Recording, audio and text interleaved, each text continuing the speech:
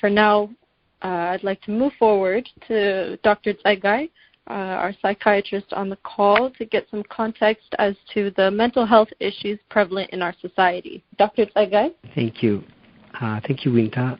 Thank you, everybody in the panel and everybody that is tuned into the podcast today. It's, of course, a broad question. The COVID-19 pandemic knowingly has been and will be posing a range of challenges, including psychological ones on all of us for sure. But the impact of these challenges on our mental well-being will still be depending on how individuals, a group of people, and countries will be coping. And we'll see the rate of the spread, for instance, that many countries have been dealing with the pandemic in many different ways. I will quote Dalai Lama here: If a problem can be solved, it will be.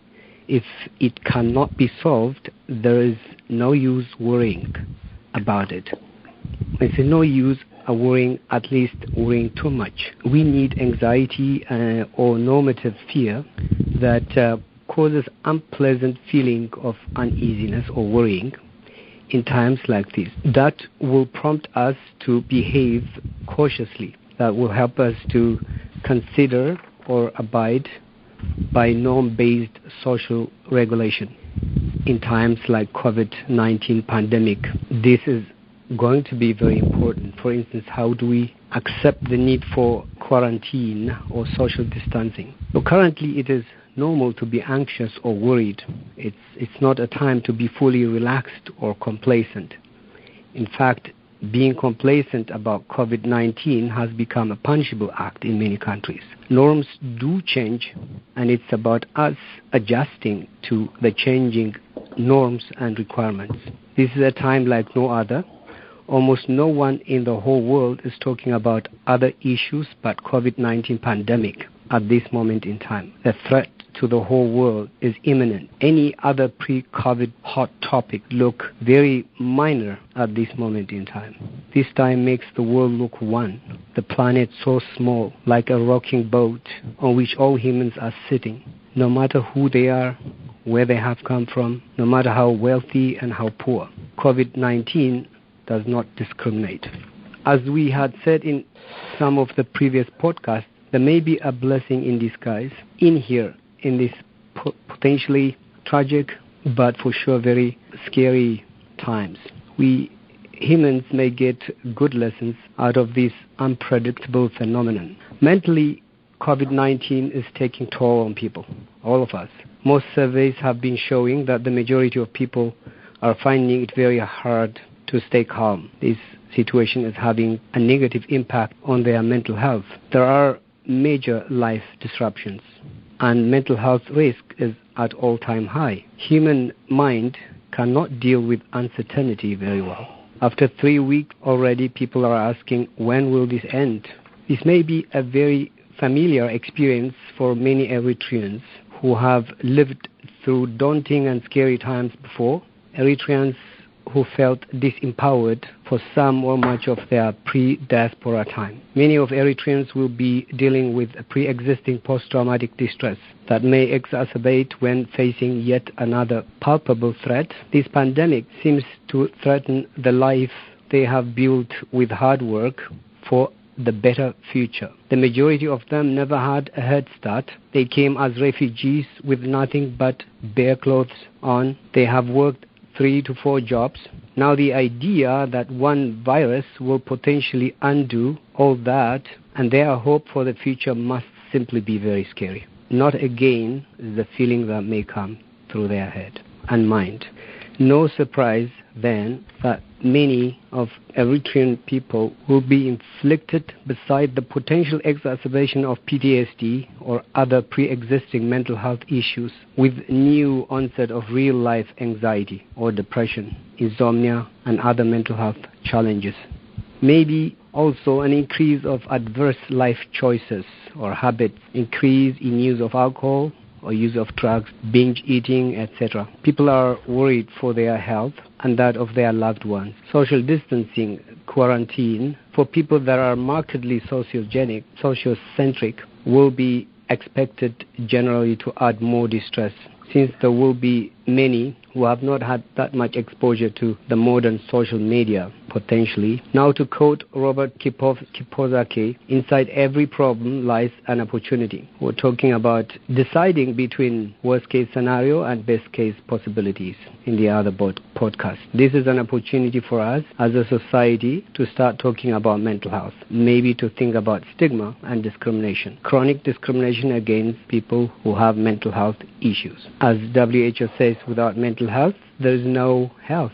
The step one in this time would be to open up. You're not alone. 1 in 5 people go through mental health issues at least once in their lifetime, according to the WHO statistics. In times like this, you'll naturally expect that there are more people struggling with their mental health, confusions to make sense of what is happening suddenly. And when you add substance use disorders, you would say that perhaps around 970 million or more people in the world are struggling with mental health issues in the year or up to the year of 2017.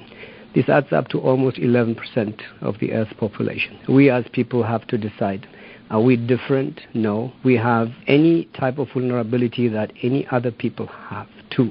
Dr. Menges has said in one of the podcasts, Speak Out, it's about time to speak out about mental health. It is okay to be scared. Anxiety and depression are on top of the list for mental health disorders.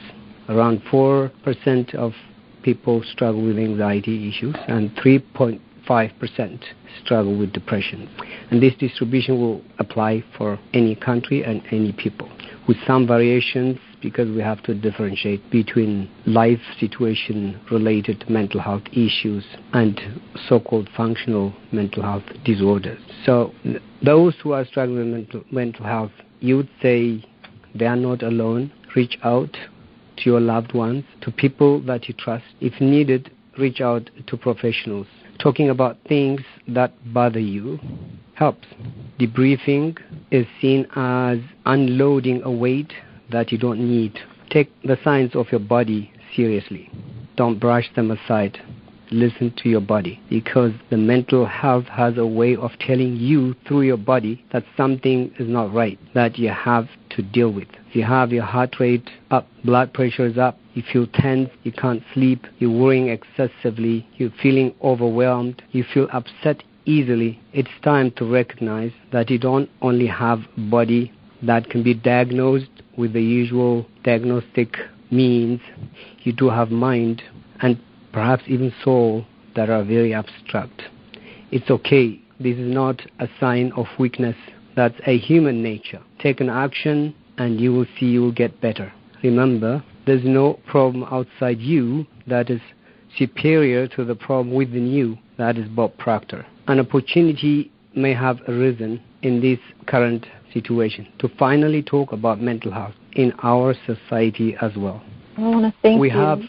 We have suffered from mental health problems, and it needs to be said to those who have suffered mental health problems. It needs to be said it is not your fault. It's human nature. As we accept body disease, we have to equally accept mental health conditions. Back to the COVID-19 pandemic, unplug, have a break from constant barrage in news and social media. Use only reputable sources for information. Avoid delving too much into scary conspiracy theories. Remember how many conspiracy theories you have already heard about nearly any major part of your life. What did they serve to? Remember, they may be just a result of our inherently suspicious and restless mind. Follow advice on prevention. Those are recommendations that have been given in this podcast again and in the previous podcasts as well. Physically distance but virtually stay connected with loved ones outside your household too. Phone or video calling or usage of other social media. We can't do nothing to change the current requirements around COVID-19 at this moment in time, so accept them. That's what's being recommended.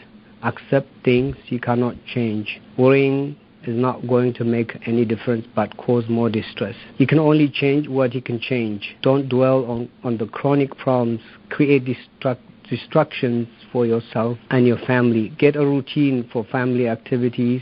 Plan together for activities you all enjoy. Read books, watch favorite movies, engage in old or new hobbies, exercise regularly. And as a parent, you have to remember to be a role model for the children that usually learn from what they see. Keep regular sleep and exercise hygiene. Eat healthy and connect with friends and family members on a regular basis. Avoid excessive use of alcohol and avoid using drugs. Avoid comfort eating. If the situation is beyond your reach and ability to manage, do not hesitate to reach out for professional help, to call mental health and psychological services. Thank you so much, Winter. Thank you, Dr. Tzeggai. Just to recap some key points that I think you mentioned, beyond the, of course, trying to maintain a healthy day-to-day as we go through this, is one, we need to adjust but not become complacent in this global threat, being open to discussion about mental health issues, about how we're doing, stay close with those that we trust, reach out to those that we care about, and most importantly, it is not your fault for experiencing any kind of mental health illnesses, issues.